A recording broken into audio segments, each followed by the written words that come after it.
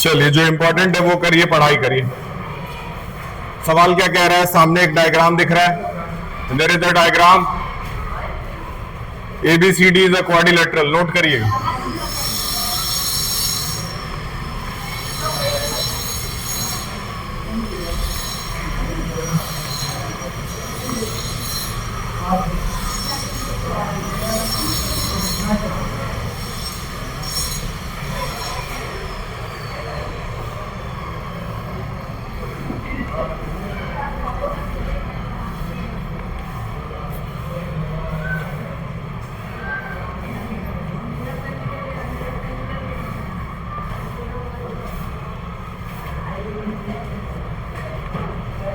PQ is the midpoint. PQRS are the midpoint of side.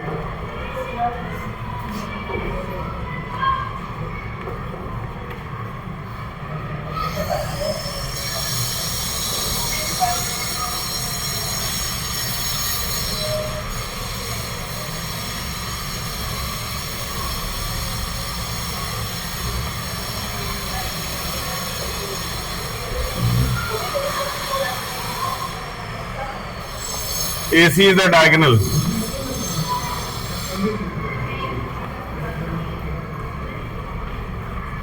AC is a diagonal. अब बहुत ध्यान से ये क्वेश्चन समझ लो जरा, इसमें क्या पूछ रहा है और क्या आएगा एग्जाम में।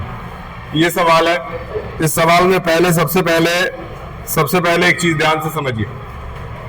इस सवाल में आपको यहां एक ट्रायंगल नजर आएगा, DAC आ रहा है। DAC एक ट्रायंगल है।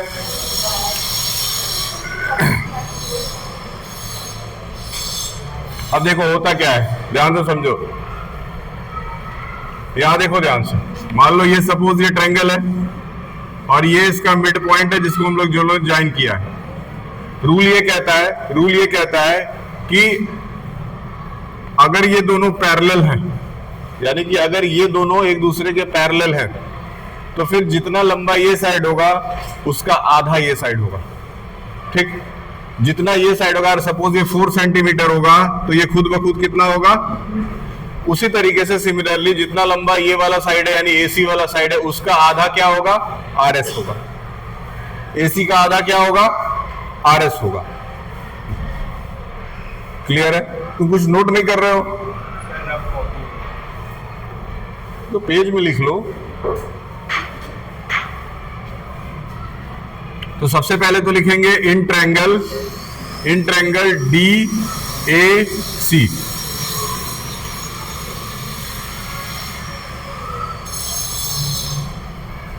SR is equal to 1/2 AC।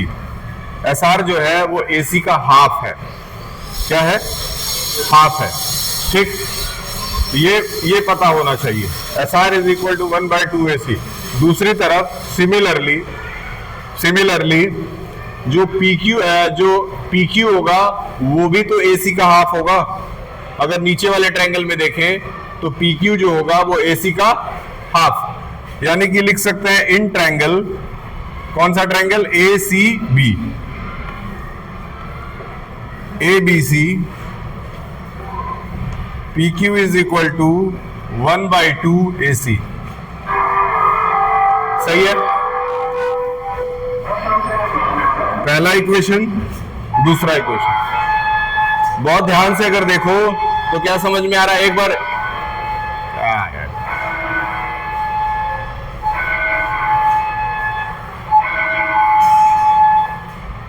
ठीक, अगर बहुत ध्यान से देखो तो यही समझ में आ रहा है कि दोनों तरफ हाफ AC और हाफ AC आ रहा है। अगर दोनों तरफ हाफ AC और हाफ AC आ रहा है, इसका सीधा मतलब कि RS और PQ एक दूसरे के इक्वल हो गए। तो लिख दीजिए RS is equal to PQ।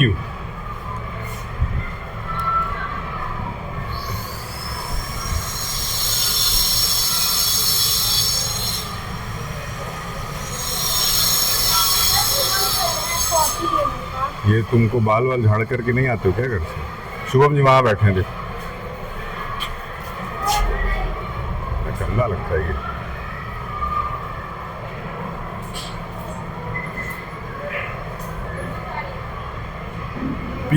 PQ is equal to RS। अब पी क्यू और आर एस एक दूसरे के क्या हो गए, इक्वल। यही पहले सवाल में आपसे बोला है करने के लिए। लिख दीजिए therefore P Q is parallel to R S. पहले सवाल में पी क्यू और आर एस एक दूसरे के क्या हो गए, ठीक है। और एस आर जो है, एस आर दूसरा सवाल बोला है S R is equal to half A C. S R is equal to half A C हम लोग पहले ही ला दिए हैं। यहां पे बस ब्रैकेट में लिख दीजिएगा बाय मिड पॉइंट थ्योरम। कौन सा थ्योरम है, बाय मिड पॉइंट थ्योरम। ये सारे ऐसे चैप्टर्स हैं जिनको एटलीस्ट जब 3 बार पढ़ोगे तब जाके दिमाग में घुसेगा। पहली बार पढ़ने पे तो ये कुछ समझ में आया ही नहीं होगा, एकदम गारंटी दे रहा हूं, ठीक। दूसरी बार समझ पढ़ने पे लगभग 40% के आसपास थोड़ा बहुत समझ में आना शुरू होगा।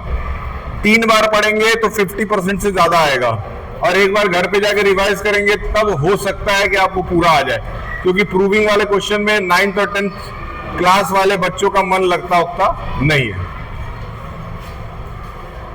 जहां भी पूछ देता है ना प्रूव दैट, तो वो देख करके बच्चों का हालत खराब हो जाता है। ये क्वेश्चन तैयार कर लीजिएगा। इसके बाद से इसी में P Q is equal to S R पूछा है, हम लोग ऑलरेडी प्रूफ कर चुके हैं। दूसरा वाला यहां लिख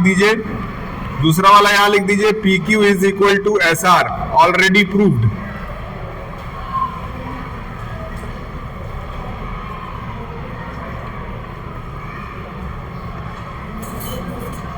ऑलरेडी प्रूव्ड, ठीक है। इसके अलावा अब जब, क्योंकि पी क्यू और आर एस, अभी एक पार्ट इसमें और बचा हुआ है।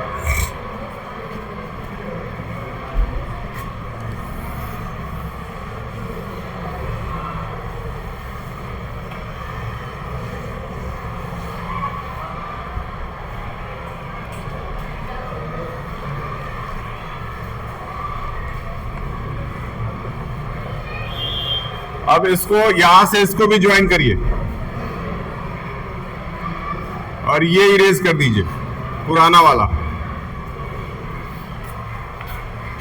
इसको ज्वाइन कर लो। अच्छा, तुम लोग तो मिटा नहीं पाओगे, समझ जाना।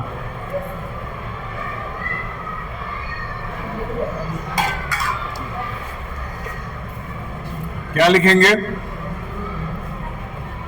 Are Q is equal to 1/2 dB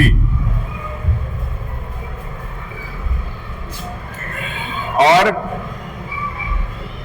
SP is equal to 1/2 dB।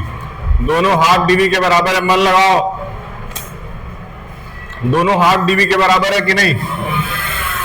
Same वही तरीका लगाएं, एक भी लोग अब एब्सेंट नहीं करना। इधर अपने एडमिट कार्ड्स ले लिए कि नहीं, कॉपी चेक हो गई है। तुम कौन सा हाउस में हो, तुम कल थे कि नहीं मैच में, तो एक भी गोल लगा। 1 मिनट, वो कहाँ गया, नहीं ये नहीं, ये तो फिर भी कोशिश कर रहा था। एक कोई कृष्णा नाम का लड़का है, हाँ कहाँ गया वो, एब्सेंट है। वो पूरे गेम में एक जगह खड़ा था, वो इंतजार कर रहा था मेरे पास बॉल आएगा तो मैं मारूंगा। अरे एक लड़का था ना येलो हाउस में,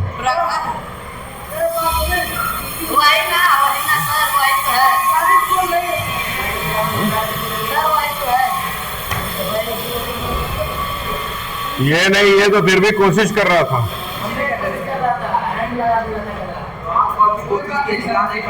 हाँ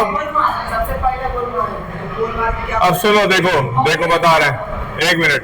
हम लोगों को क्रिकेट खेलने की आदत ज्यादा होती है, ठीक है, इसलिए हर जगह हैंड का यूज करने का आदत हो जाता है। फुटबॉल खेलते रहो, फुटबॉल से अच्छा कोई गेम नहीं है, ठीक है। फुटबॉल से अच्छा गेम इसलिए नहीं है क्योंकि बॉडी का फिटनेस जो है, जितना फुटबॉल में अच्छा हो सकता है उतना किसी गेम में अच्छा नहीं हो सकता। इसीलिए दुनिया का सबसे बड़ा स्पोर्ट्स फुटबॉल, दुनिया का सबसे बड़ा स्पोर्ट्स क्या है, फुटबॉल।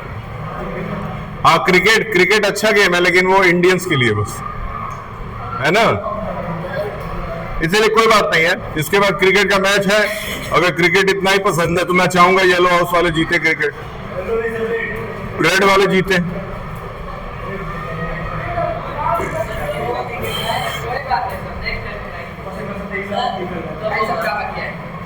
अब अभी देखो सामने एग्जाम है,